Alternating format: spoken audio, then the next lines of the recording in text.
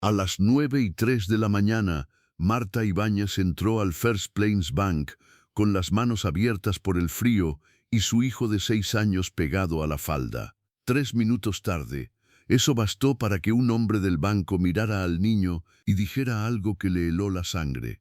Marta Ibáñez tenía 26 años y las manos tan resecas por el jabón barato y el agua fría que, cuando apretaba demasiado los dedos, la piel se le abría en pequeñas líneas blancas. Aquella mañana de marzo de 1886, mientras subía los 3 escalones de madera de la oficina del First Plains Bank en Dodds Creek, llevaba a su hijo Daniel de la mano y sentía esas grietas arder como si el viento se hubiera metido dentro de la carne. El niño tenía 6 años, una chaqueta heredada 2 tallas más grande y una tos seca que aparecía cada vez que el polvo del camino se levantaba demasiado. No había querido traerlo. Había intentado dejarlo con la señora Aguirre, la viuda que vivía al otro lado del callejón y que a veces lo vigilaba a cambio de pan o de remiendos, pero la mujer había salido antes del amanecer para atender a una hermana enferma en el condado vecino. Así que Marta no tuvo elección. O iba con Daniel o no iba, y no presentarse no era una opción. El recado del banco había llegado la tarde anterior, escrito con una tinta demasiado elegante para una amenaza tan vulgar. Preséntese mañana a las 9 en punto para resolver su situación pendiente.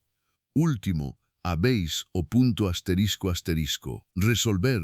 A Marta ya no le gustaban las palabras limpias. Había aprendido que cuanto más pulcra sonaba una frase, más suciedad escondía debajo. Empujó la puerta y entró con el niño pegado a su falda. La oficina olía a papel viejo, a cuero húmedo y a carbón apagado. Era un lugar estrecho, pero pretendía parecer importante.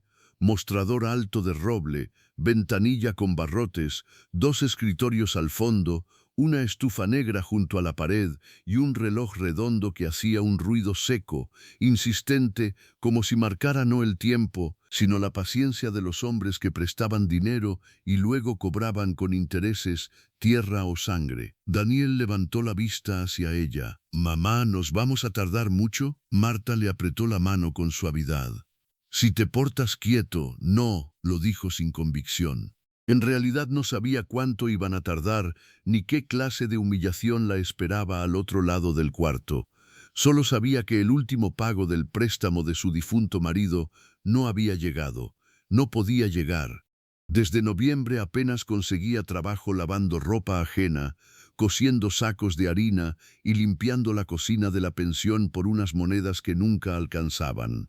La mula había muerto en enero, la huerta se había helado 2 veces. Y el pequeño terreno de 3 acres que su esposo Julián dejó detrás de la cabaña no producía más que cebollas pobres y vergüenza. Un hombre delgado con bigote encerado levantó la cabeza desde el escritorio más próximo. Era el auxiliar del banco, Silas Pruitt, un tipo de ojos pálidos y expresión de vinagre que parecía disfrutar contando centavos ajenos. «La señora Ibáñez», dijo sin levantarse. Ya era hora. Marta tragó saliva. El recado decía a las 9. Silas miró el reloj. Y son las 9:03. Al señor Bell no le gusta esperar. El señor Bell, el gerente, el hombre que había prestado $80 a Julián Ibáñez el verano anterior, cuando una tormenta echó a perder la cosecha y el pozo empezó a secarse. $80 que debían salvar la casa, el terreno y el invierno. $80 que ahora, con intereses, multas y papel sellado, se habían convertido en una soga. Silas señaló una silla junto a la pared. «Espere ahí». Marta obedeció. Daniel se sentó a su lado, balanceando las botas sin tocar el suelo. A través de la puerta entreabierta del despacho principal se oían voces de hombres, el roce de documentos, el golpe ocasional de un cajón. Afuera por la ventana, la calle principal de Dodds Creek seguía con su vida. Un carro de heno, 2 jinetes frente a la herrería, una mujer cruzando con una cesta cubierta por un paño azul. El mundo no se detenía porque una madre estuviera a punto de perder lo último que tenía. Eso era lo peor de la desgracia, su normalidad para los demás. Marta bajó la mirada hacia Daniel. Tenía el cabello oscuro de su padre, la misma frente ancha, la misma manera seria de observar el mundo cuando intuía que algo no iba bien. Desde la muerte de Julián 8 meses atrás, el niño había dejado de hacer preguntas inútiles. Ya no preguntaba cuándo volvería su padre del campo. Ya no preguntaba por qué la sopa era más aguada. Ya no preguntaba por qué su madre lloraba de noche creyendo que él dormía. Eso lo cambió todo, porque un niño que deja de preguntar envejece antes de tiempo. La puerta del despacho se abrió de golpe. Salió un hombre alto, bien vestido, con chaleco gris y reloj de cadena, acomodándose los puños como si acabara de cerrar un trato agradable. Detrás de él apareció Orson Bell, gerente del banco, ancho de hombros, con entradas profundas, barba recortada y una voz que siempre sonaba como si alabara a Dios mientras medía cuánto valía tu miseria. Señora Ibáñez, dijo al verla. Pase. Marta se puso de pie. Daniel también. El niño puede esperar aquí, añadió Bell. La mano de Daniel se cerró sobre la suya. Viene conmigo, dijo Marta antes de pensarlo. Bell miró a Silas, luego volvió a mirarla. No es un lugar para criaturas. No tengo dónde dejarlo. Hubo un silencio corto, no amable, solo práctico. Como quiera, entraron. El despacho era más cálido que la sala exterior, más cómodo también. Libreros, un mapa del condado, una caja fuerte en la esquina, cortinas gruesas y una botella de whisky casi vacía sobre un aparador bajo. Marta notó todo eso en un instante, con esa rapidez que da la necesidad. Los pobres siempre observan demasiado. Es una forma de defensa. Bell se sentó detrás del escritorio. Silas entró con una carpeta de cuero y permaneció de pie al lado, como un cuervo educado. Tomé asiento, señora Ibáñez. Marta se sentó sin soltar a Daniel, que se quedó pegado a su brazo. Bell abrió la carpeta. Su marido, Julián Ibáñez, recibió un préstamo de $80 el 17 de junio del año pasado. El respaldo fue la parcela registrada a su nombre y el acuerdo de pago a 9 meses, con interés del 12% y cláusula de ejecución por incumplimiento de 2 cuotas consecutivas. Marta conocía aquellas palabras. No todas, pero sí su peso. Lo sé. Entonces sabrá también, continuó Bell con una paciencia ofensiva, que usted no ha cubierto ni la cuota de enero ni la de febrero, y que marzo vence en 4 días. Marta se humedeció los labios. He reunido algo. He reunido algo. Sacó del bolso de tela un pañuelo atado. Lo desanudó con dedos torpes y dejó las monedas sobre el escritorio. Unos pocos dólares, muy pocos. El sonido del metal contra la madera fue pequeño, casi vergonzoso. Silas soltó una exhalación por la nariz. Bell ni siquiera tocó el dinero. Esto no alcanza ni para los intereses acumulados. Puedo pagar más antes de fin de mes. No, señora Ibáñez. Bell juntó las manos. Eso ya se le permitió en febrero. Marta sintió el calor subirle por el cuello. La pensión me debe 2 semanas. El dueño dijo que me pagará cuando lleguen los arrieros del sur. También he cosido para la señora Wilkes. Y la viuda Aguirre me prometió recomendarme con una familia del otro lado del río. Bell la escuchó con la misma expresión con la que otros hombres oían hablar del clima. Y eso resolverá una deuda de $94 con 30 centavos. El número la golpeó. 94 con 30. Más de lo que había imaginado. Más de lo que podía reunir en meses. Daniel levantó la vista hacia ella. Mamá, ella le acarició el cabello sin mirarlo. No pasa nada. Pero no era verdad, lo supo de inmediato. No pasaba nada bueno, no allí. Bell cerró la carpeta con un movimiento seco. La parcela será embargada al amanecer del viernes si no se cubre la suma completa. Marta sintió un hueco abrirse bajo sus costillas. Si me quitan la parcela, ¿a dónde se supone que vayamos? Eso no compete al banco. Es la casa de mi hijo. Es garantía de una deuda. Silas dejó escapar una media sonrisa. Apenas una, suficiente para que Marta la viera y algo en ella empezara a endurecerse. Mi marido la pagó casi entera antes de enfermar, dijo. Solo pidió ese dinero porque el pozo se dio y la cosecha se perdió. Su marido firmó un contrato, señora Ibáñez. La muerte no invalida la tinta. Marta miró las manos de Bell, gruesas, limpias, con una pluma cara entre los dedos. Pensó en las manos de Julián el último invierno, hinchadas, azules en las uñas, incapaces de cerrar bien sobre la manta cuando la fiebre le sacudía el cuerpo. Pensó en cómo él había pedido agua una última vez. Pensó en cómo había muerto mirando el techo, avergonzado de dejarles tan poco. Y entonces entendió que aquellos hombres ni siquiera hablaban de él como de una persona, solo de una firma. «Denme más tiempo», dijo, «solo hasta que pase abril. Trabajo mejor cuando termina el barro. Puedo lavar para el fuerte. Puedo vender los 2 cerdos jóvenes cuando engorden un poco más. No es una solución, pero es algo». Bell la observó sin pestañear. El banco no comercia con esperanzas. Marta apretó los dedos de Daniel. Es un niño, lo veo. No puede dejarlo sin casa. Silas intervino entonces, con una suavidad que resultó peor que la dureza de Bell. Hay arreglos posibles para viudas en situación comprometida. Marta giró la cabeza lentamente hacia él. ¿Qué clase de arreglos? Silas inclinó apenas el mentón hacia Daniel. El orfanato metodista de Red Hollow recibe niños sanos, les da techo, comida, aprendizaje de oficio. Si usted quedara liberada de esa carga por un tiempo, quizá podría colocarse en alguna cocina grande o entrar a servir en una casa decente. A veces separarse es la forma más práctica de salvar lo que se pueda. Marta se quedó inmóvil. No entendió la frase de inmediato, o quizás sí la entendió y tardó un segundo en permitirse creer que la había oído bien. ¿Qué ha dicho? Silas se encogió de hombros. Solo una posibilidad.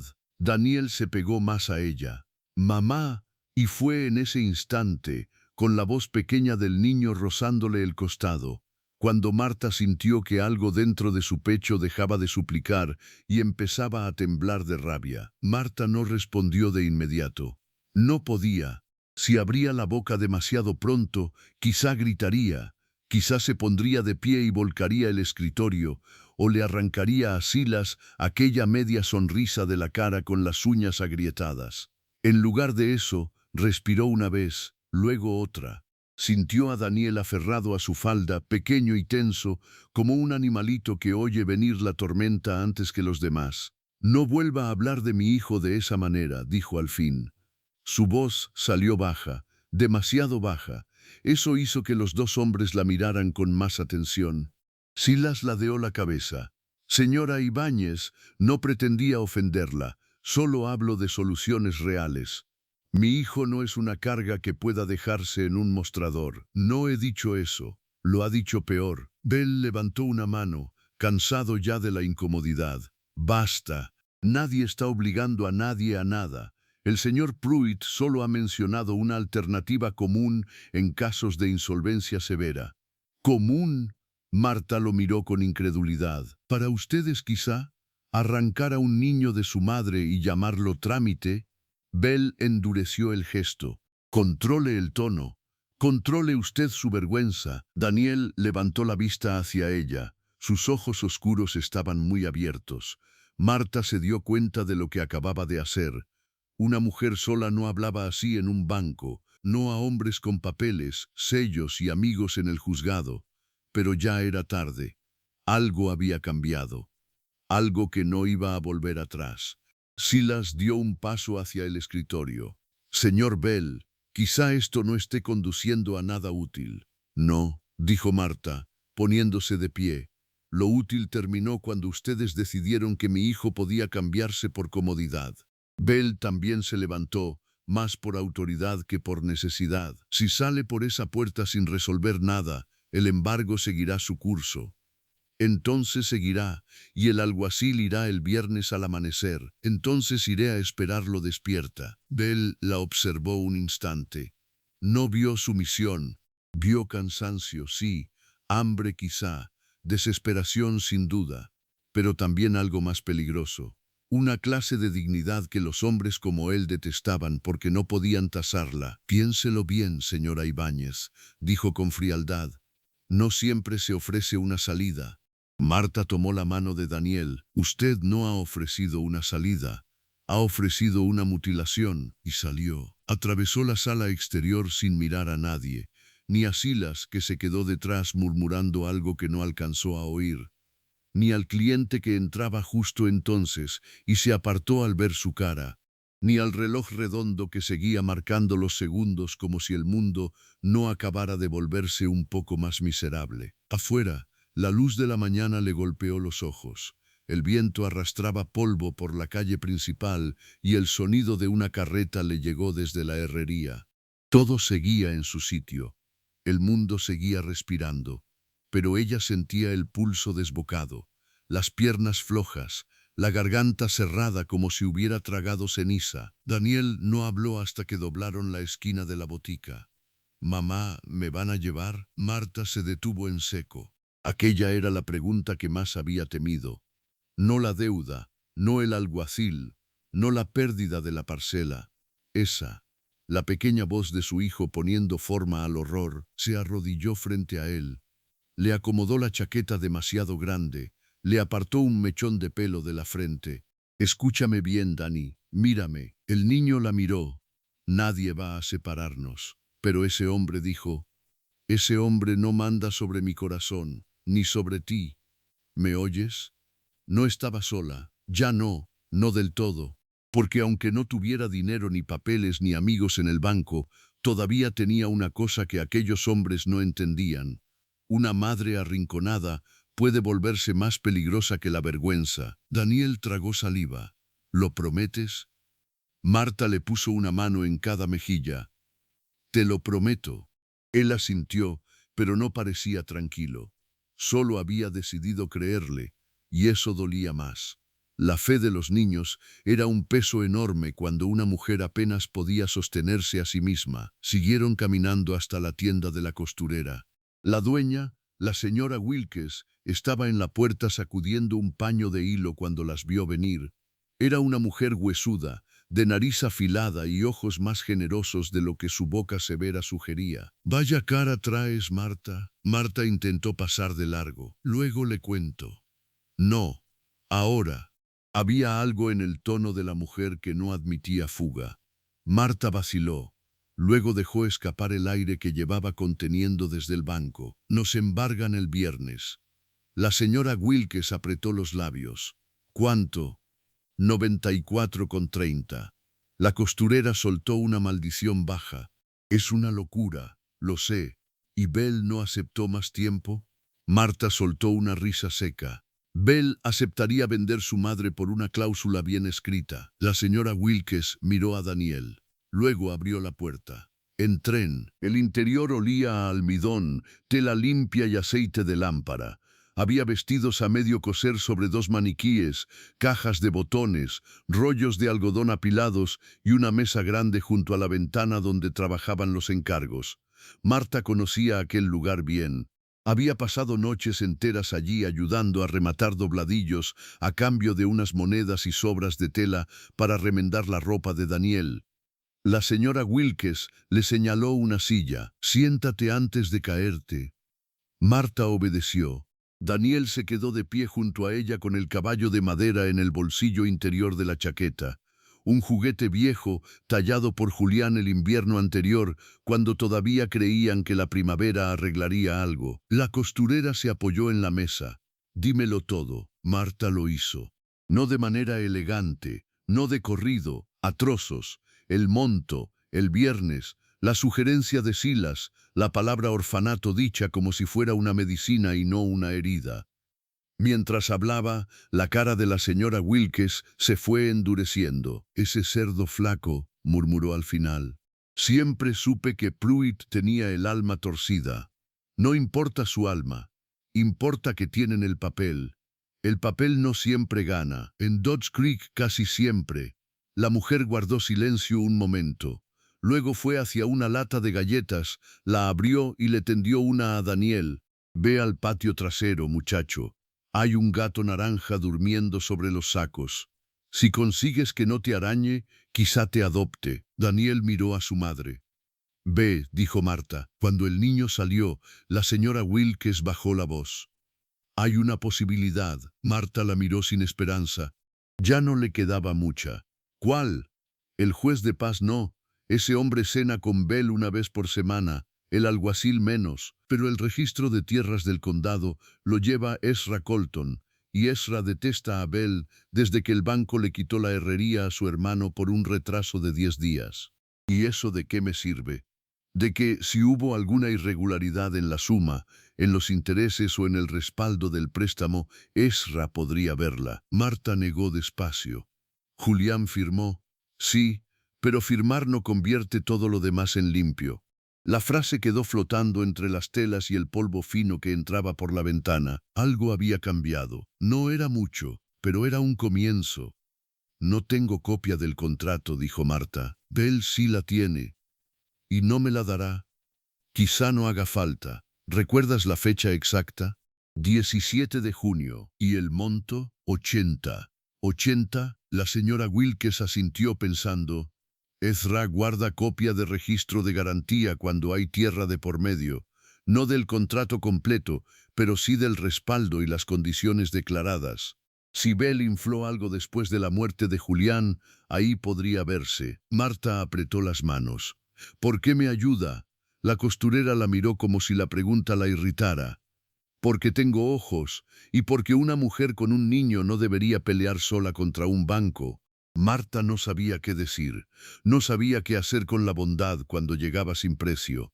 Gracias, no me des las gracias todavía. Ve al registro antes de que cierre al mediodía. No puedo pagarle a Ezra.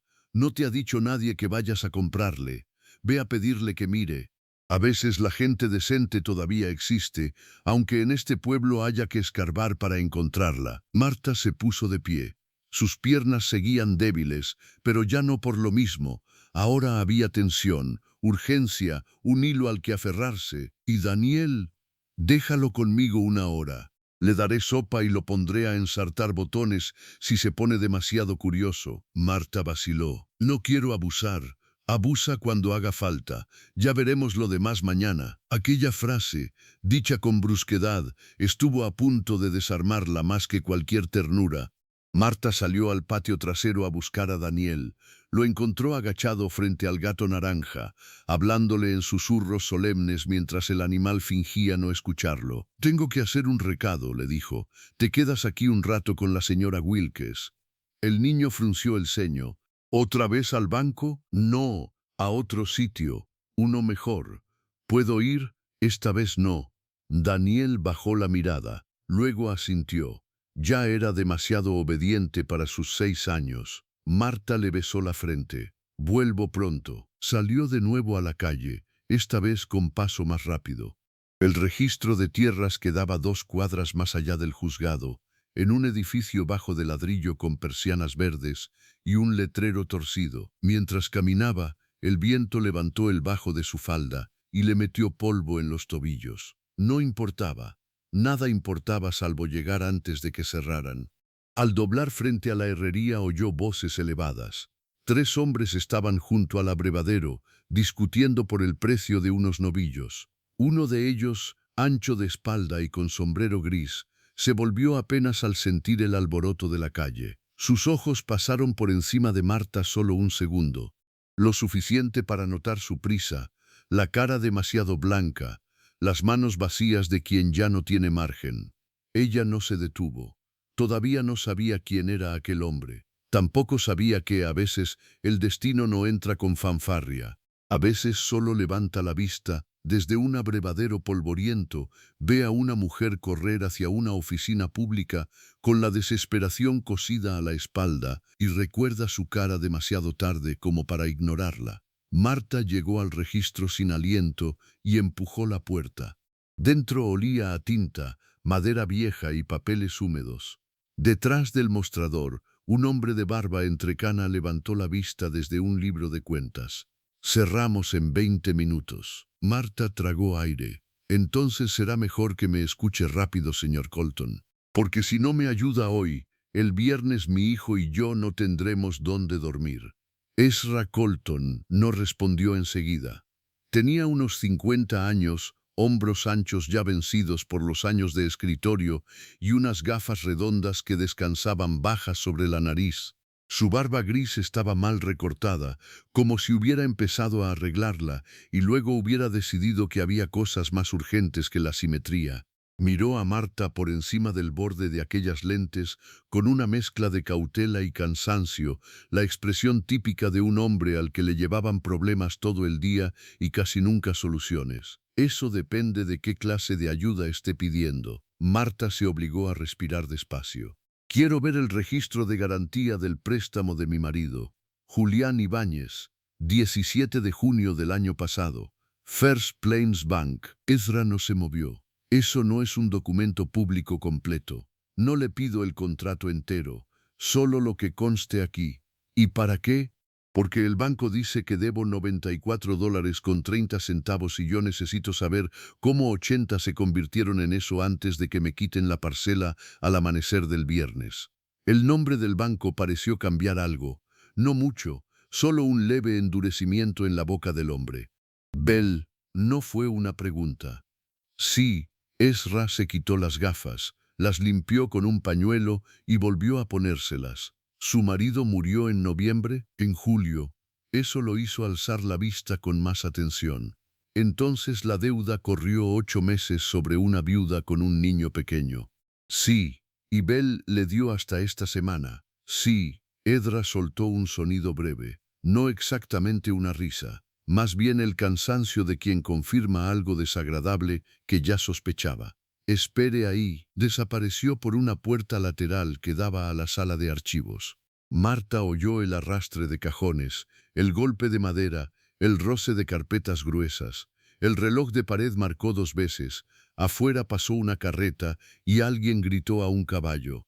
Todo sonaba demasiado normal para el tamaño de lo que estaba en juego.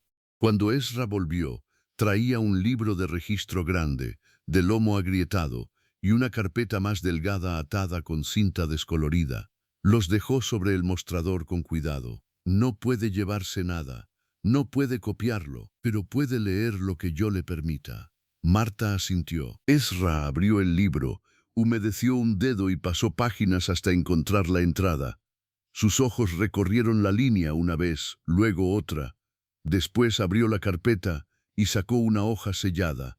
Aquí está la inscripción de garantía sobre 3 acres y vivienda de madera, lindero este del Arroyo Seco, a nombre de Julián Ibáñez, monto declarado $80, interés anual 12%, plazo 9 meses, cláusula de ejecución por 2 cuotas consecutivas impagas. Hasta ahí coincide con lo que usted dijo. Marta sintió el primer hilo de esperanza aflojarse.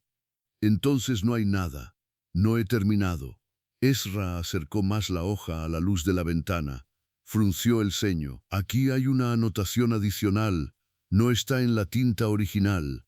Marta tragó saliva. ¿Qué dice? Cargo extraordinario por gestión de riesgo y visita de cobranza. $7.50. ¿Qué visita? Eso me pregunto yo. Ezra siguió bajando la vista. Y aquí, multa por demora administrativa, $3.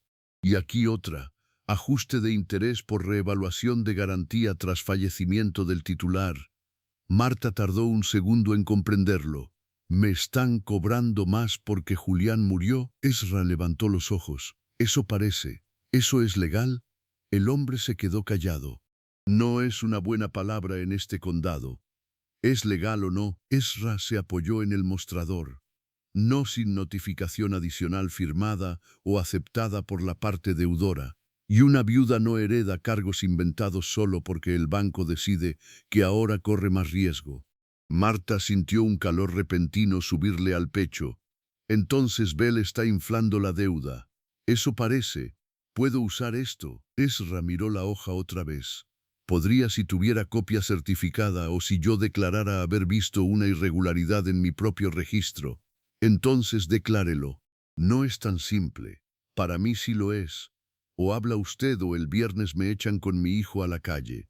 Ezra cerró la carpeta despacio. Y si hablo, Bell me hará pagar el favor en otro sitio. Los hombres como él no pierden dinero sin romperle algo a alguien. Marta lo miró sin pestañear. Ya le ha roto bastante a este pueblo, ¿no cree? El golpe fue limpio, no por insolencia sino por verdad. Ezra apartó la vista un momento hacia la ventana. Mi hermano perdió la herrería por un retraso de 10 días, dijo al cabo. Bell compró la deuda, esperó a que no pudiera cubrirla y se quedó con todo el equipo. 2 meses después la revendió por el doble. Mi hermano se fue a Pueblo y murió allí de pulmonía, así que sí, creo que ha roto bastante. Marta no dijo nada. No hacía falta. Ezra volvió a abrir la carpeta. Lo que puedo hacer es esto: redactar una nota interna de observación registral y llevarla al juez de circuito cuando pase mañana por el condado. No al juez de paz. A ese no le confiaría ni una escoba. Pero el juez de circuito, Harold Vance, viene una vez al mes a revisar reclamaciones y títulos. Si acepta ver esto antes del embargo, Bell tendría que congelar la ejecución hasta que se aclare la suma. El corazón de Marta dio un vuelco. Mañana, si llega a tiempo, y si no llega, entonces el viernes el alguacil actuará igual. Marta apretó las manos contra el borde del mostrador. ¿Qué necesita de mí? Que firme una petición breve declarando que disputa el monto exigido y que no fue notificada de cargos adicionales tras la muerte de su esposo. Eso es verdad. Mejor, la verdad suele ayudar cuando aparece. Ezra sacó papel y tintero. Empezó a escribir con letra firme, sin adornos. Mientras lo hacía, Marta observó la habitación. Archivadores, estantes torcidos, mapas enrollados, una estufa apagada, nada heroico, nada solemne. Y sin embargo allí, entre polvo y tinta, una posibilidad estaba tomando forma. No era una solución, pero era algo. Ezra sopló la hoja, la giró hacia ella y señaló la línea al final. Firme aquí. Marta tomó la pluma. La mano le temblaba. No de miedo, de furia contenida, de agotamiento, de la sensación extraña de estar por fin empujando de vuelta. Firmó. Ezra dejó secar la tinta. Ahora escúcheme bien. Bell sabrá pronto que alguien ha movido esto. No sé cómo, pero lo sabrá. Hasta que el juez vea la nota, mantenga a su hijo cerca y no firme nada. Nada. Ni acuerdos, ni extensiones, ni recibos raros. No pensaba hacerlo. Bien, y si alguien del banco va a buscarla esta noche, no hable sola con él. Consiga testigos. Marta asintió. Gracias. Ezra levantó una mano. No me dé las gracias todavía. Démelas si el juez alcanza a leer esto antes del viernes. Aún así, gracias. El hombre guardó la petición firmada, volvió a atar la carpeta y la miró con una seriedad casi torpe. Su hijo, ¿cuántos años tiene? 6. Ezra hizo un gesto mínimo con la cabeza.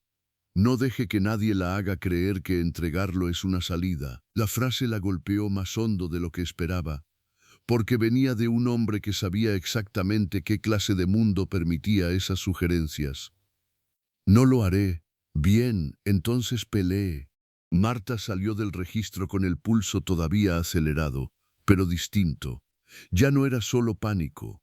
Ahora había dirección. El sol estaba más alto y la calle olía a estiércol caliente y pan reciente de la tahona. Un perro dormía bajo una carreta. 2 muchachos corrían detrás de una rueda. El mundo seguía igual, pero ella no. Cruzó frente al juzgado y entonces oyó su nombre. Señora Ibáñez. Se volvió. Era el hombre del abrevadero. De cerca parecía más alto aún, aunque no enorme. Solo largo, huesudo, con una quietud extraña en el cuerpo. Llevaba sombrero gris, pañuelo oscuro al cuello y una camisa de trabajo remendada en un codo. Tenía barba de 2 días y unos ojos claros que no eran amables exactamente, pero sí atentos, como si viera más de lo que decía. Marta tardó un segundo en reconocerlo.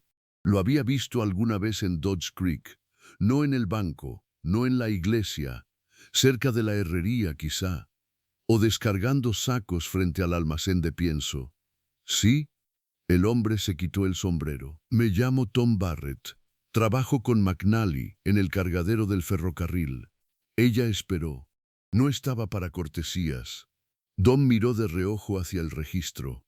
No me gusta meterme donde no me llaman, pero la vi salir del banco hace un rato y luego entrar aquí con esa cara. Supuse que o estaba buscando una tumba o una pelea. Marta casi sonrió. Casi. Hoy preferiría la pelea. Entonces quizá le sirva saber algo. No estaba sola. Ya no. ¿Qué cosa? Tom bajó la voz. Ayer por la noche llevé unos cajones al almacén trasero del banco. Bell estaba dentro con Pruitt y otro hombre. Oí su nombre. Marta se quedó inmóvil. ¿Qué dijeron? No todo. Solo trozos. Bell dijo algo como, si la aprietas con el niño cederá. Y Pruitt se rió. Después hablaron de la parcela, de que el lindero del arroyo seco valía más de lo que parecía desde que la línea del ferrocarril piensa abrir un desvío a 2 millas. El aire pareció espesarse. Mi parcela. Eso entendí. Pero si son 3 acres miserables, 3 acres junto a una posible ruta de paso dejan de ser miserables para según quién. Marta sintió una punzada fría en la nuca. Eso lo cambiaba todo. No era solo una deuda exprimida, era interés, hambre, cálculo. ¿Estás seguro de lo que oyó? Tom se encogió de hombros. Seguro no, sordo no soy. Y Bell no baja la voz cuando cree que delante solo hay peones cargando cajas. Marta pensó en la mirada de Bell, en la prisa por ejecutar, en la idea del orfanato ofrecida tan pronto. Pensó en los cargos añadidos, en la prisa, en la parcela. ¿Por qué me lo dice? Tom sostuvo su mirada un momento. Porque eso no se hace, así de simple. Marta bajó los ojos un instante. Cuando volvió a alzarlos, el hombre seguía ahí, incómodo pero firme. Gracias. No hay de qué. Solo tenga cuidado. Si Bell quiere esa tierra, no va a dejar de apretar porque usted haya ido al registro. La frase la dejó helada. ¿Cómo sabe que fui al registro por eso? Tom señaló su propia sien. Tengo ojos. Y entonces se puso el sombrero otra vez, como si ya hubiera dicho suficiente. Buenas tardes, señora Ibáñez. Se alejó sin esperar más. Marta lo vio perderse entre una carreta de leña y 2 hombres que discutían por un saco de harina. Se quedó quieta unos segundos. El viento le movió un mechón suelto junto a la oreja. Había algo que todavía no entendía del todo, pero el contorno ya estaba claro. Bell no quería solo cobrar, quería quedarse con la tierra antes de que otros supieran lo que valdría. Y si eso era cierto, no se detendría en una amenaza. El verdadero problema empezó esa misma tarde.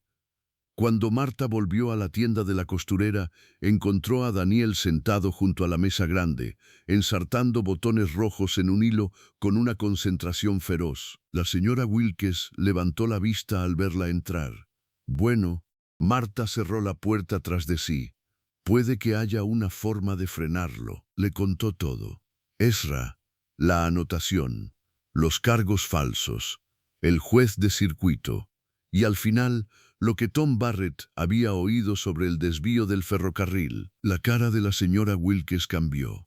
Entonces no es solo codicia pequeña, no, es tierra, sí. La costurera soltó el paño que tenía en la mano. Eso explica la prisa. Daniel los miró de uno a otro, sin entender del todo pero entendiendo suficiente. ¿Nos vamos a quedar en casa? Marta fue hasta él y se agachó. Voy a hacer todo lo que pueda para que sí. Eso no es un sí. No era mucho, pero era un comienzo, y los niños a veces eran demasiado precisos para dejarte esconderte. Marta le sostuvo la mirada. Es la verdad. Daniel apretó la mandíbula con una seriedad que no pertenecía a su edad. Entonces yo también voy a ayudar. La señora Wilkes y Marta intercambiaron una mirada breve, triste, tierna, dolorosa. Tu ayuda ahora mismo, dijo Marta, es terminar esos botones y luego comer algo caliente. El niño asintió como si aceptara una misión militar. La tarde fue cayendo despacio sobre Dodds Creek, y mientras las sombras empezaban a alargarse en la calle, Marta comprendió algo con absoluta claridad. El viernes seguía viniendo, pero ahora Bell no avanzaba hacia una viuda derrotada, ahora avanzaba hacia alguien que había visto demasiado. El jueves amaneció con un cielo blanco y bajo, de esos que no prometen lluvia, solo una luz sucia extendida sobre los techos y el barro seco de las calles. Marta llevaba despierta desde antes del alba. No había dormido mucho. Cada vez que cerraba los ojos veía la cara de Bell, la mano de Silas sobre la carpeta, la palabra orfanato dicha con esa calma de carnicero. Luego veía a Daniel en un dormitorio extraño, con otros niños, llamándola en voz baja para no llorar demasiado fuerte. Y entonces volvía a abrir los ojos. No podía permitirse ese pensamiento, no entero, no por mucho tiempo. La señora Wilkes le había ofrecido quedarse en la trastienda hasta que pasara el viernes, pero Marta se negó. Si Bell o el alguacil iban a buscarla, la encontrarían en su sitio, no escondida como si ya hubiera aceptado la culpa de algo. Así que volvió con Daniel a la habitación sobre la tienda, encendió la pequeña estufa con los últimos trozos de carbón y preparó una papilla rala de avena que el niño comió en silencio. «Hoy no vas a salir solo», le dijo mientras le abotonaba la chaqueta. No iba a hacerlo. «Lo sé, va a venir el juez ese día». Marta le apartó el pelo de la frente. Ezra dijo que pasaría hoy por el condado. Eso no es lo mismo que decir que vendrá a ayudarnos. El niño tenía una forma de escuchar las grietas entre las palabras que a veces la dejaba sin aire. No, admitió ella, no es lo mismo. Daniel bajó la mirada a sus botas. Entonces tenemos que hacer algo más. Marta estuvo a punto de decirle que los adultos se encargarían, que él solo tenía que ser niño, pero ambas sabían que aquello hacía tiempo que había dejado de ser del todo cierto. Antes de las 9, la señora Wilkes subió con un canasto de pan duro, un tarro pequeño de manteca y una noticia. Pruitt pasó hace media hora por la calle 2 veces, dijo sin preámbulos. No entró. Solo miró arriba. Marta dejó inmóvil la cuchara con que removía la olla. ¿Solo? Solo. Pero no me gustó su cara. No era mucho, pero bastaba. Silas estaba vigilando. ¿Crees que Bell ya sabe lo del registro?, preguntó Marta. Si no lo sabe, lo sospecha. Los hombres así huelen cuando alguien les toca el bolsillo. La costurera dejó el canasto sobre la mesa y miró a Daniel. Muchacho, hoy no te apartas de mí ni de tu madre. Si hasta para ir a mear necesitas compañía, la pides. ¿Entendido? Daniel asintió muy serio. Sí, señora Wilkes. Ella volvió la vista hacia Marta. Voy a abrir la tienda, pero estaré pendiente. Si viene alguien del banco, no hables sola con él. Si se pone feo, gritas. No suelo gritar. Pues aprende. A veces hace más por una mujer que una pistola descargada. Marta casi sonrió. Casi. La mañana avanzó con lentitud, demasiada. Cada cuarto de hora parecía una pequeña humillación del reloj. Marta intentó coser un dobladillo para la señora Wilkes, pero tuvo que deshacer 2 veces la misma línea porque las manos no dejaban de temblarle. Daniel se sentó en el suelo con el caballo de madera entre las rodillas y un montón de botones viejos que ordenaba por color. La escena habría sido tranquila en cualquier otra vida. En la suya era solo una tregua. A las 11 llamaron a la puerta. Los 3 levantaron la cabeza a la vez. No fue un golpe fuerte, solo 2 toques secos, seguros, de hombre que no duda en ser recibido. La señora Wilkes apareció en el umbral de la habitación casi al instante. «Es Tom Barrett», dijo en voz baja. «¿Lo hace subir?» Marta dudó una fracción de segundo. Luego asintió. Tom entró con el sombrero en la mano y una expresión que ya traía malas noticias antes de abrir la boca. Saludó apenas con un movimiento de cabeza. «Señora Ibáñez, ¿qué pasa?» Tom miró a Daniel, luego a la señora Wilkes. «Acabo de venir del cargadero». Uno de los hombres del banco dejó unos papeles en la oficina del telégrafo. Oí a Bell hablar con el alguacil Harlan. Mañana irá con 2 ayudantes, no 1. El estómago de Marta se encogió. ¿2 ayudantes para una mujer y un niño? «No creo que vengan por miedo a que les dispares», dijo Tom. «Creo que quieren asustarte antes de llegar». La señora Wilkes masculló una maldición. «¿Y el juez?», preguntó Marta. «¿Oíste algo del juez Vance?» Tom negó con la cabeza. «No, pero hay más. Bell estuvo en la taberna del hotel anoche con un hombre del ferrocarril. No sé su nombre. Traje oscuro, bigote fino, acento del este. Hablaron de la franja al sur del Arroyo Seco, de compra rápida antes de que se filtre nada. La habitación quedó en silencio. Daniel dejó de mover los botones. Marta sintió el miedo transformarse en otra cosa. Ya no solo amenaza, ya no solo pérdida. Ahora había suciedad concreta, un plan, una presa marcada. Entonces Tom tenía razón, dijo la señora Wilkes. No quieren cobrar, quieren barrerla del medio. Tom se removió incómodo al oír su propio nombre en tercera persona, como si no quisiera ocupar demasiado espacio en aquel drama. No tengo pruebas, dijo, solo oídos. ¿O veces eso basta? Respondió Marta. Tom la miró con una seriedad callada. Si mañana vienen a sacarla, yo estaré ahí. Marta frunció el ceño. No tiene por qué meterse. No, pero quiero. La señora Wilkes apoyó una mano en la mesa. Eso no bastará. Si Harlan viene con 2 hombres y orden de ejecución, harán falta más ojos. Entonces habrá que conseguirlos, dijo Marta. Las palabras salieron antes de que pudiera medirlas, pero una vez dichas, supo que eran ciertas. Ya no bastaba con esperar al juez ni con esconderse. Bell contaba con el aislamiento, con la vergüenza, con esa costumbre del pueblo de cerrar la boca cuando los poderosos pisan demasiado fuerte. Si quería detenerlo, necesitaba romper eso. Algo había cambiado. Tom pareció entenderlo a la vez. Puedo hablar con 2 hombres del cargadero, dijo. Owen Pike y Luis Mena. No son cobardes. Si les digo que Bell piensa robarte la tierra, vendrán. La señora Wilkes asintió.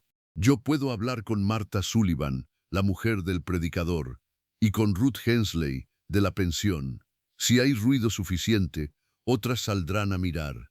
El alguacil odia hacer su trabajo con mujeres rezándole al lado. Marta se quedó quieta, sintiendo cómo la idea tomaba cuerpo delante de ella. No era una defensa limpia, no era legal del todo, pero era visible, y la visibilidad a veces frenaba cosas peores. Ezra dijo que no firmara nada, murmuró. No dijo que tuviera que recibirlos en silencio. Eso es, dijo la señora Wilkes, que vengan, pero que no te encuentren sola. Daniel levantó la vista. Yo puedo ir a buscar al pastor. Los 3 adultos se volvieron hacia él. No, dijo Marta al instante. Sé correr rápido. He dicho que no. El niño apretó la mandíbula. Siempre me dicen que me quede quieto. Porque tienes 6 años. Porque creen que no entiendo. Marta se arrodilló frente a él. Entiendes demasiado. Precisamente por eso te quiero cerca. Daniel bajó la cabeza, pero no protestó más. Solo acarició con el pulgar la cabeza del caballo de madera. Tom se aclaró la garganta. Hay otra cosa. Vi a Pruitt hace 1 hora en el despacho del notario. Si Bell intenta mover papeles antes de que llegue el juez, quizá quieran dejar cerrada la venta en cuanto te saquen. La señora Wilkes se irguió. Entonces necesitamos ganar tiempo y hacer ruido hoy, no mañana. Marta se puso de pie. Voy a ver a Ezra. ¿Para qué?, preguntó Tom. Para saber si la nota ya salió hacia el juez. Y para decirle que Bell se está moviendo más rápido de lo normal. La costurera negó con la cabeza. No vayas sola. No pienso ir sola. Miró a Tom. ¿Vendría conmigo? Él asintió sin teatralidad. Claro. La señora Wilkes tomó su chal. Yo me quedo con Daniel y empiezo a hablar con quien haga falta. Si vuelves con malas noticias, al menos el pueblo ya estará mirando. Marta besó a su hijo en la coronilla antes de salir. El niño no dijo nada. Solo la abrazó por la cintura 1 segundo más de lo habitual. Luego la soltó. La calle estaba más concurrida a esa hora. Hombres entrando y saliendo de la herrería, mujeres con cestas, niños llevando cubos de agua, un carro de leña bloqueando media calzada. Tom caminó al lado de Marta sin hablar durante la primera cuadra. No por torpeza, más bien por respeto, como si entendiera que las palabras de más podían romper algo que ella sostenía a pura fuerza. Fue Marta quien habló primero. ¿Por qué hace esto? Tom se encogió apenas de hombros. Mi madre perdió una casa por una deuda que no entendía. Yo tenía 10 años. Desde entonces me repugna ver hombres elegantes explicar la ruina como si fuera aritmética. Marta lo miró de reojo. Lo siento, ya pasó hace mucho. Eso no significa que no duela. Tom no respondió, pero algo en su cara se suavizó. Cuando llegaron al registro, Ezra Colton, Estaba de pie junto al escritorio, metiendo papeles en una cartera de cuero. Al verlos entrar, frunció el ceño. Si vienen por más copias, no puedo darlas. No, dijo Marta.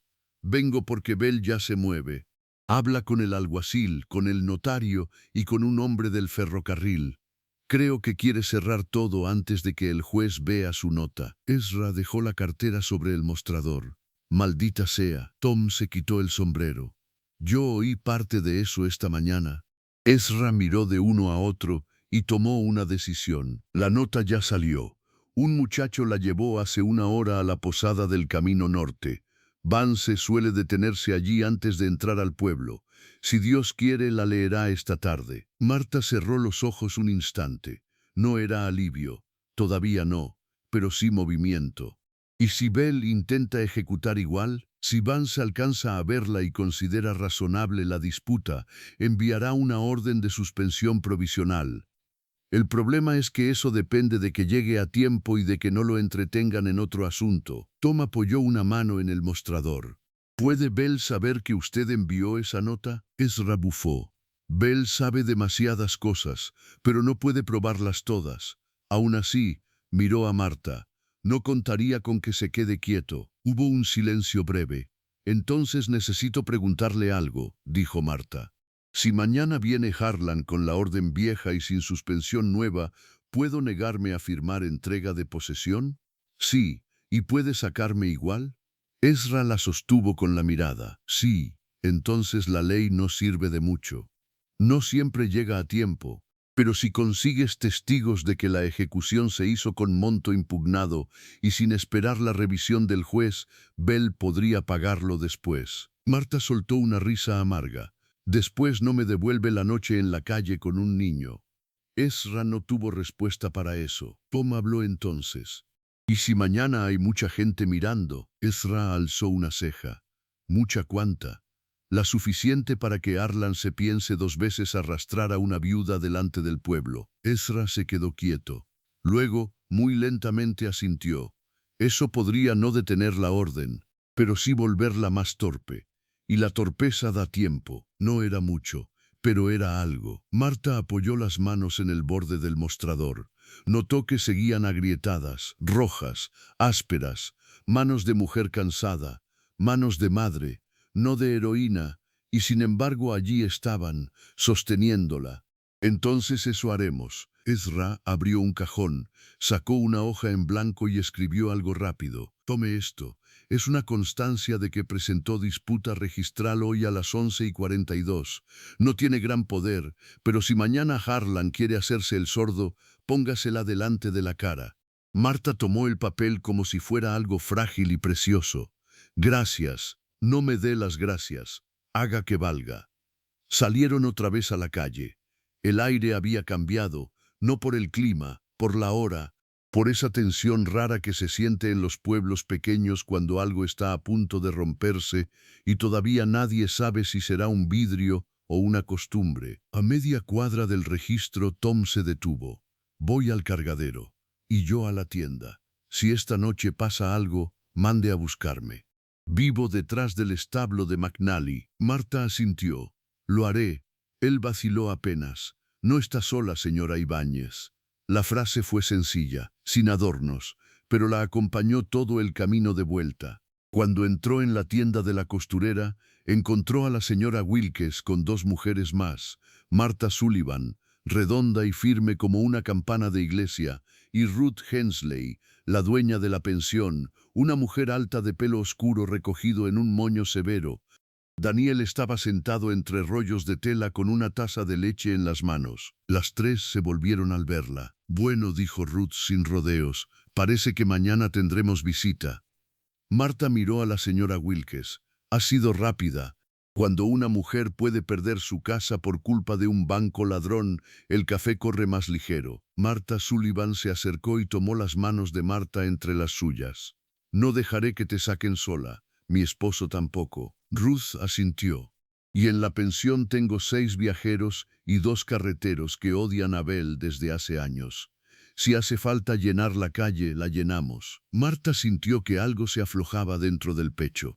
No del todo. No lo suficiente para descansar, pero sí lo bastante para respirar más hondo. La señora Wilkes levantó el mentón. Ahora sí que vengan. Y por primera vez desde que el recado del banco llegó a su puerta, Marta creyó que quizá el viernes no encontraría a la misma mujer aterrada que Bell esperaba aplastar. El viernes llegó con botas pesadas y sin una sola nube de misericordia. A las 6:30 de la mañana, Dodds Creek todavía estaba medio dormido, pero la calle frente a la tienda de la costurera ya no estaba vacía. Marta lo vio desde la ventana de la habitación de arriba mientras terminaba de trenzarse el pelo con dedos tensos. El aire de la madrugada tenía ese frío seco que se mete por las rendijas y hace crujir la madera vieja. Abajo, junto al porche, la señora Wilkes hablaba con Marta Sullivan, envueltas ambas en chales oscuros. Ruth Hensley cruzaba la calle con una cafetera en una mano y una cesta en la otra. Dos hombres del cargadero, uno moreno y otro pelirrojo, se apoyaban en el abrevadero fingiendo una tranquilidad que no sentían. Y junto al poste de amarre, con sombrero gris y mandíbula apretada, estaba Tom Barrett. Daniel apareció a su lado ya vestido, con la cara aún marcada por la almohada. ¿Ya vinieron? Marta lo miró en el reflejo del cristal.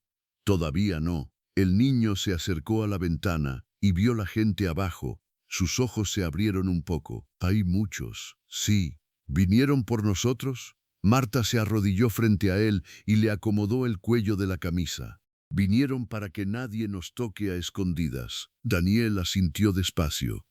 Luego sacó el caballo de madera del bolsillo y lo apretó contra el pecho. Entonces yo también bajo. Te quedas conmigo todo el tiempo. Lo sé, no discutió. Ya no. Eso dolía de una manera distinta. Bajaron juntos. La señora Wilkes los recibió en la puerta con una mirada rápida, práctica, casi militar. Todavía no aparecen, pero Harlan ya salió de su casa. Eso dijo el chico de la taona. Marta Sullivan le puso una mano en el hombro a Marta. He hablado con mi esposo. Está yendo al camino norte a buscar noticias del juez Vance. Si lo cruza, lo traerá él mismo aunque tenga que arrastrarlo del pescuezo. Ruth le tendió una taza de café. Bebe algo. Una mujer no enfrenta a un banco con el estómago vacío. Marta obedeció. El café estaba fuerte, casi amargo. Le calentó la garganta y el pecho. No borró el miedo, pero lo ordenó. Lo puso en su sitio. Tom se acercó entonces, quitándose el sombrero. Owen y Luis se quedan al fondo.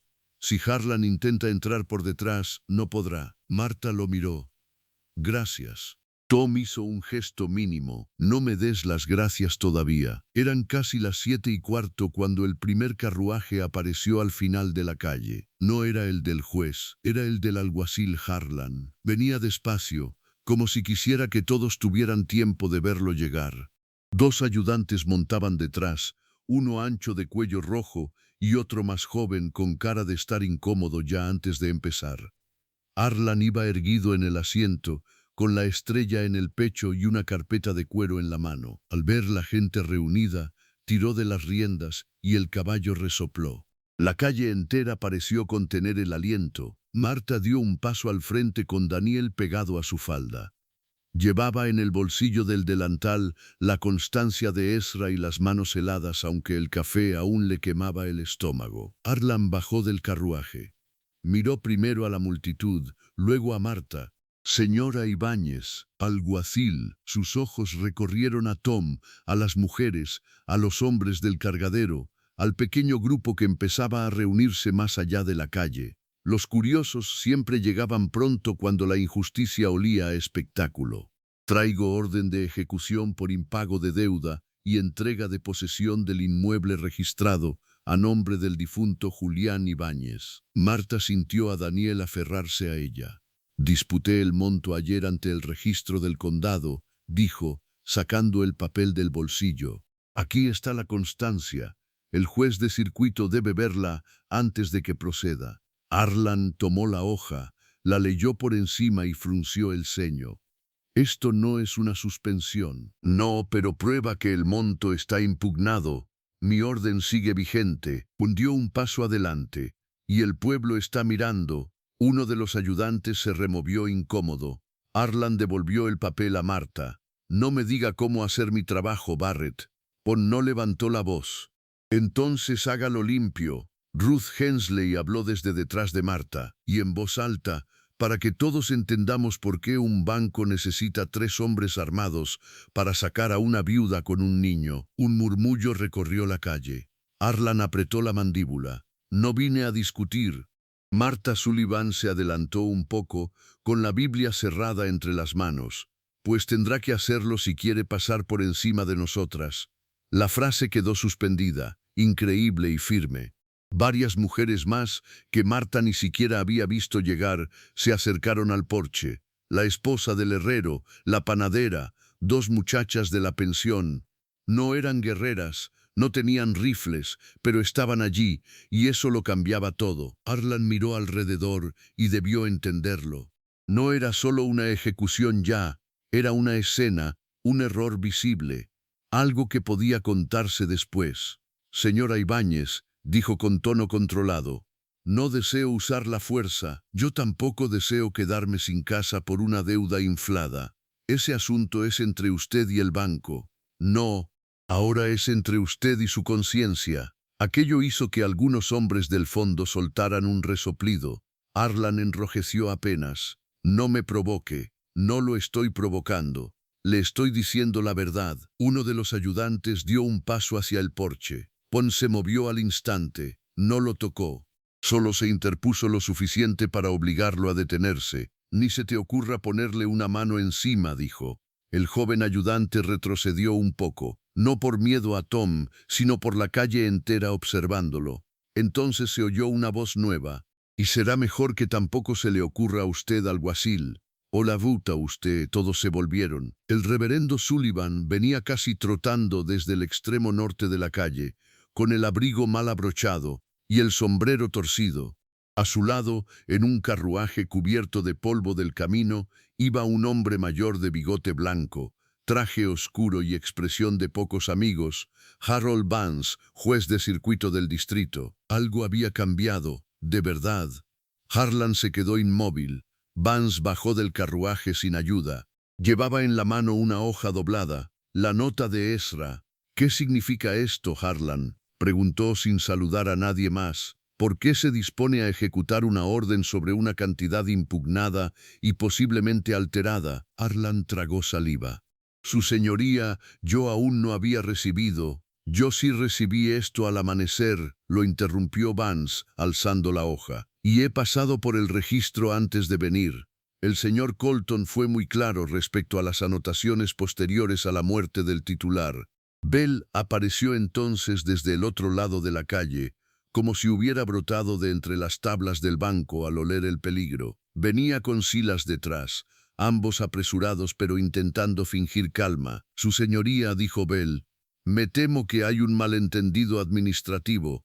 El banco solo ha actuado según contrato». Vance giró la cabeza lentamente hacia él. «¿Cobrar $7.50 por gestión de riesgo a una viuda recién hecha es contrato? ¿Añadir reevaluación de garantía sin notificación es contrato? ¿Ejecutar antes de que yo revise la disputa es contrato?» Bell abrió la boca, la cerró, volvió a abrirla. «La entidad considera, no me hable como si yo fuera un folleto», cortó Vance. «Le he preguntado si es legal». El silencio se volvió pesado. Silas intentó intervenir. «Su señoría, quizá el banco pueda revisar internamente». «No me mienta». La frase cayó como una piedra. Vance dio un paso hacia Bell. «Tengo ojos, tengo registro, y tengo suficiente experiencia para reconocer cuando un hombre intenta quedarse con tierra barata antes de que suba su valor. ¿Cree que no sé nada del desvío del ferrocarril?» Bell palideció. La calle entera murmuró de golpe. Eso lo cambió todo, porque una sospecha dichas entre vecinos era una cosa, oírla en boca de un juez era otra. Marta sintió que las piernas casi le fallaban. Daniel se pegó más a ella, pero esta vez no solo por miedo, también por la sensación de que el monstruo al fin estaba recibiendo un nombre. Bell intentó recomponerse. «No hay ninguna venta cerrada». «Todavía», dijo Vance. pero la intención basta para ensuciar lo demás. Se volvió hacia Harlan. La ejecución queda suspendida hasta nueva revisión. Y si usted da un paso más hacia esa puerta con la orden vieja, consideraré que actúa contra instrucción directa del circuito. ¿He sido claro? Sí, su señoría. Bien. Harlan dio un paso atrás, luego otro. Sus ayudantes hicieron lo mismo. No fue una victoria ruidosa. Nadie gritó de inmediato. Nadie aplaudió. Fue más extraño que eso, como si la calle necesitara un segundo entero para creer lo que acababa de pasar. Bell miró a Marta entonces, no con furia abierta, peor, con la frialdad de un hombre que ya estaba calculando cuánto había perdido y a quién culpar. Pero ya no tenía el control de la escena. Ya no. Vance alzó de nuevo la voz. Señora Ibáñez, permanecerá en posesión de su vivienda hasta que este asunto se revise formalmente. Y si alguien del banco la acosa o intenta hacerle firmar nada, vendrá a mi alojamiento antes del anochecer. ¿Entendido? Marta apenas pudo hablar. Sí, su señoría. Bien. Vance miró a Bell. Usted y el señor Pruitt se presentarán en el juzgado a las 2 con todos los documentos originales, todos. Si falta una sola hoja, lo consideraré confesión de mala fe. Silas pareció encogerse un poco. Bell inclinó la cabeza con rigidez, como diga su señoría. Vance se volvió y subió otra vez al carruaje, no sin antes mirar a Ezra Colton, que acababa de aparecer al fondo de la calle, respirando con dificultad por haber venido más rápido de lo que su edad permitía. El juez le hizo un leve gesto de reconocimiento. Ezra respondió igual. No era mucho, pero bastaba. Cuando el carruaje se alejó hacia el juzgado, el aire pareció volver de golpe a los pulmones de todo el mundo. Daniel tiró de la falda de Marta. ¿Eso significa que no nos van a sacar? Ella lo miró. Tenía tanto miedo aún dentro que la respuesta salió rota. No hoy. El niño la abrazó con una fuerza desesperada. Marta se agachó y lo estrechó contra sí. Sintió el cuerpo pequeño, caliente, real. Sintió que seguía allí, que seguía siendo suyo. Y entonces las lágrimas que había contenido durante 2 días enteros con dientes apretados y espalda recta, por fin llegaron. No lloró bonito, no en silencio, lloró como alguien que acababa de soltar una piedra que llevaba demasiado tiempo encima del pecho. Tom fue el primero en apartar la vista para darle dignidad. La señora Wilkes se acercó y le puso una mano firme entre los hombros. Marta Sullivan comenzó a llorar también, porque algunas mujeres no podían ver a otras salvar a su hijo sin que se les partiera algo por dentro. Ruth Hensley murmuró, ya pasó por ahora, por ahora. Y eso por ahora era suficiente. A las 2 de la tarde, Bell y Silas comparecieron ante Vance. El pueblo no oyó lo que se dijo dentro, pero sí vio salir a Bell una hora después con la cara gris y la boca convertida en una línea tan fina que parecía haber tragado clavos. Corrió el rumor de que el juez había anulado los cargos añadidos, congelado la ejecución por 30 días y ordenado una revisión de todas las cuentas activas del banco en el condado. Corrió también otro rumor más sabroso, que el hombre del ferrocarril había desaparecido del hotel antes del almuerzo. 3 días después, la revisión confirmó lo que Ezra había sospechado. Los cargos por reevaluación y gestión eran improcedentes. La deuda real de Marta no era $94.30, sino 86 con algo más de interés legítimo. Seguía siendo una suma imposible para una mujer sola, pero ya no era una trampa cerrada. Era una herida abierta, visible, discutible, y entonces pasó otra cosa. El reverendo Sullivan organizó una colecta por justicia y decencia cristiana, como la llamó desde el púlpito. Ruth Hensley puso el primer aporte, la señora Wilkes el segundo. Los hombres del cargadero llevaron monedas, $2, 1.50 centavos. Marta Sullivan vendió 2 gallinas. Ezra Colton dejó discretamente $5 dentro de un sobre sin firma. Incluso Harlan, según se supo después, mandó un billete de $1 a través de su esposa, tal vez para aliviarse la conciencia o para no tener que mirarse demasiado tiempo al espejo. Tom Barrett no dijo cuánto dio. Solo apareció una tarde con madera para reparar el porche de la parcela y se puso a trabajar sin pedir permiso. Marta lo encontró clavando una tabla nueva junto a la puerta. «No tienes por qué hacer eso». Tom golpeó otro clavo. «Lo sé. Entonces, ¿por qué lo haces?» Él levantó la vista.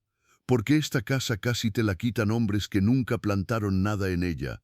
Me parece bien que siga en pie por culpa de otros». Ella no supo qué decir.